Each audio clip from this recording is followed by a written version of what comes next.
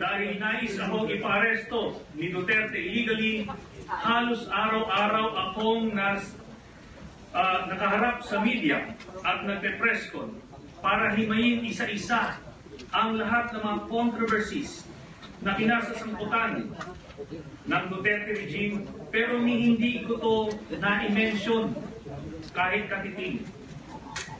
Sometime in February, binalikan ako ng mga pare at binigyan ng mga dokumentong naglalaman di umano ng mga detalye ng mga bank accounts ng mga leader ng sindikato.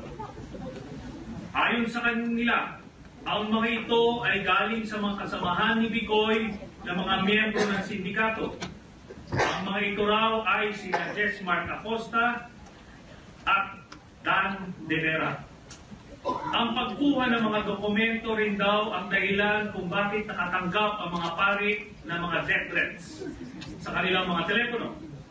Coincidentally, doon din sa mga panahon na yon, nagsasabi si Duterte na dapat patayin ang mga pari at mga obispo.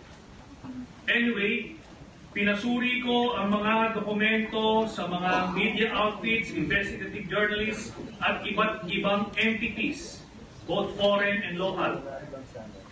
They said that the validation process might take a while, but if the account details are accurate, the money trail could be traced. So as far as those documents are concerned, maaaring totoo pa rin ang existence ng sindikatong ito, depende sa kalalabasan ng validation process later on. Ang sabi naman nila ay i-report na lang nila ito